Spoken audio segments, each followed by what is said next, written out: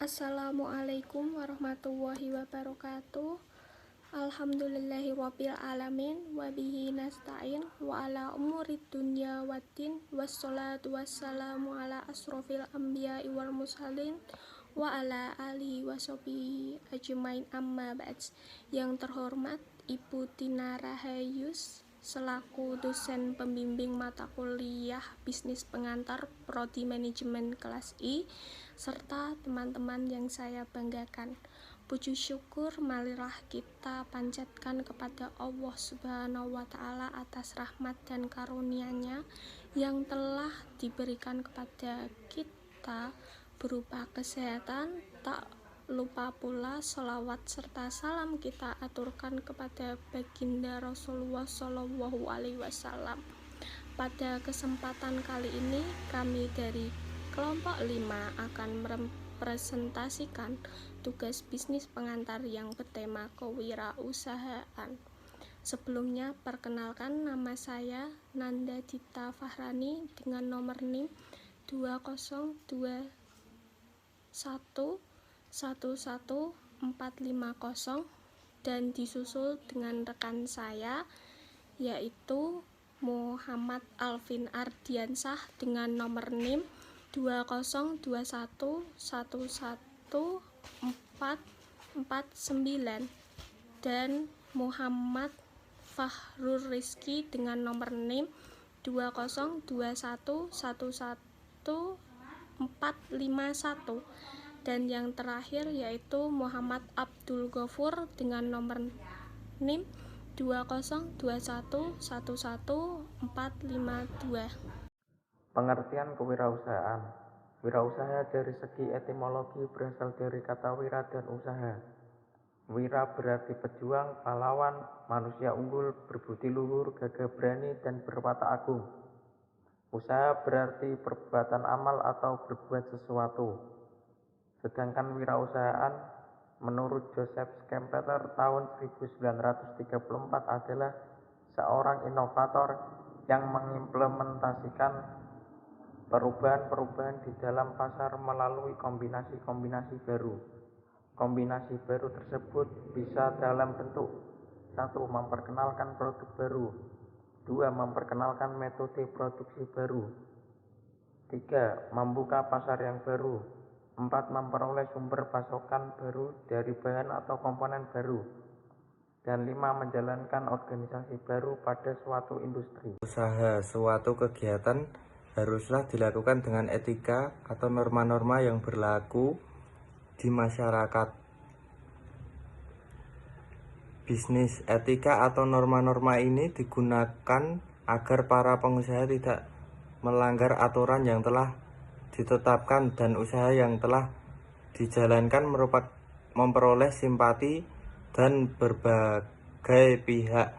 Pada akhirnya etika tersebut ikut membentuk pengusaha dan bersih dan dapat memajukan serta membesarkan usaha yang dijalankan dalam waktu yang relatif lebih lama. Dalam etika berusaha perlu ada ketentuan yang mengaturnya.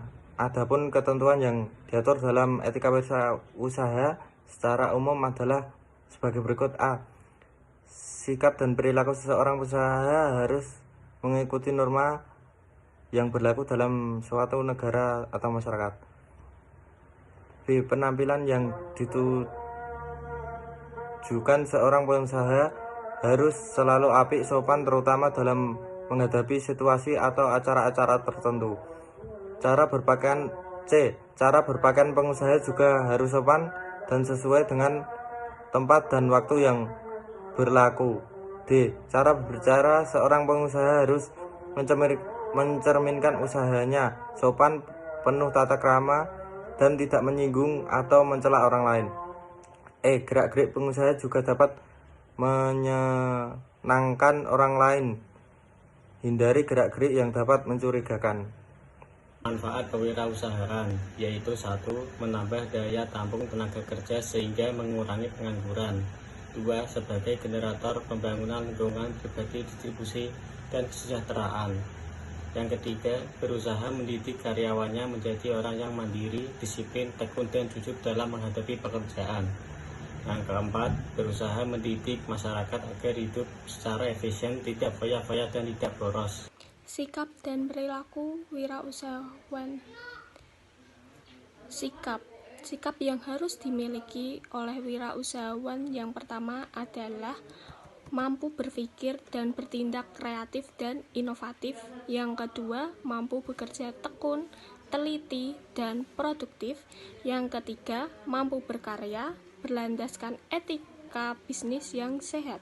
Yang keempat, mampu berkarya dengan semangat dan kemandirian. Yang kelima yaitu mampu memecahkan masalah dan mengambil keputusan secara sistematis dan berani. Sedangkan perilaku yang harus dimiliki seorang wirausahawan yaitu yang satu, memiliki rasa percaya diri atau teguh pendirian. Yang kedua, berorientasi pada tugas dan hasil atau haus akan prestasi, berorientasi tekun dan tabah, mempunyai motivasi tinggi dan kerja keras. Yang ketiga yaitu pengambilan resiko atau energik dan berinisiatif, mampu mengambil resiko, suka pada tantangan, bertingkah laku sebagai pemimpin, dapat menanggapi saran dan kritik. Etika bisnis. Etika bisnis merupakan cara untuk melakukan kegiatan bisnis yang mencakup seluruh aspek yang berkaitan dengan individu, perusahaan, dan juga masyarakat. Etika bisnis dalam suatu perusahaan dapat membentuk nilai, norma, dan perilaku karyawan serta pimpinan dalam membangun hubungan yang adil dan sehat dengan pelanggan atau mitra kerja, pemegang saham masyarakat.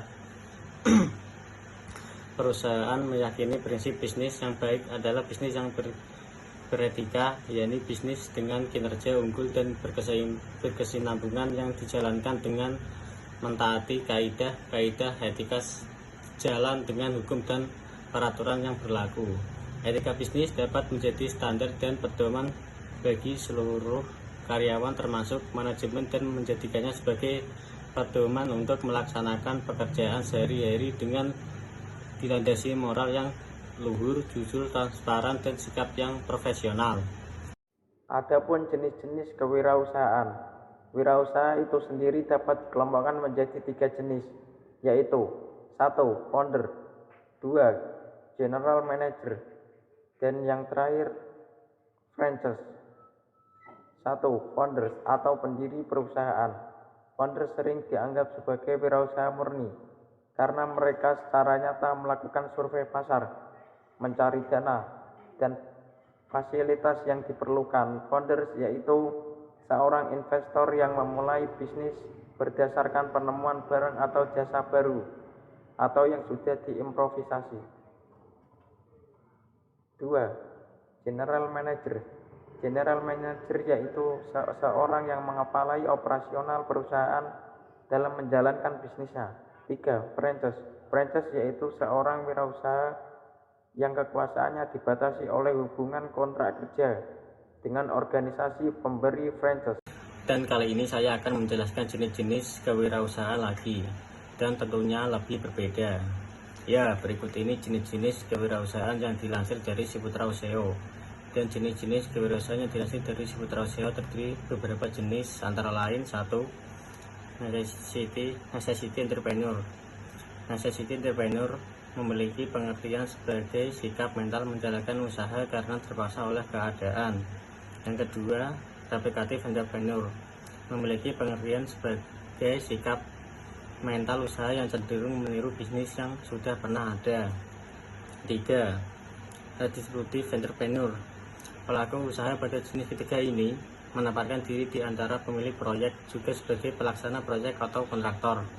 Sebenarnya jenis redistributif ini tidak memiliki keahlian teknis dalam proyeknya, bahkan menimbulkan biaya tambahan bagi si kontraktornya. 4. Innovative entrepreneur.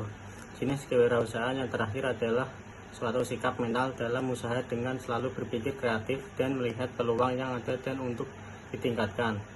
jenis kewirausahaan ini adalah yang paling harus dimiliki oleh pengusaha karena merupakan inti dari kewirausahaan itu sendiri. Setelah kita mengetahui apa itu pengertian kewirausahaan dan jenis-jenis kewirausahaan, saatnya kita mengenal contoh dan kewirausahaan yang wajib diketahui para pengusaha pemula. Dan pada dasarnya di semua bidang pengusaha ini, baik dalam skala besar maupun skala kecil, bisa dijadikan sebagai contoh kewirausahaan antara lain. A. Usaha kecil di bidang kuliner. Bentuk kewirausahaan ini sepertinya menjadi yang paling diminati, bahkan banyak yang kita jumpai di sekitar kita.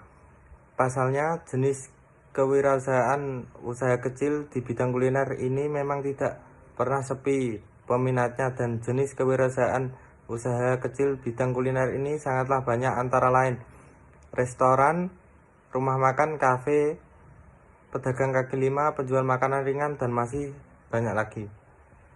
B. Usaha kecil bidang jasa. Ini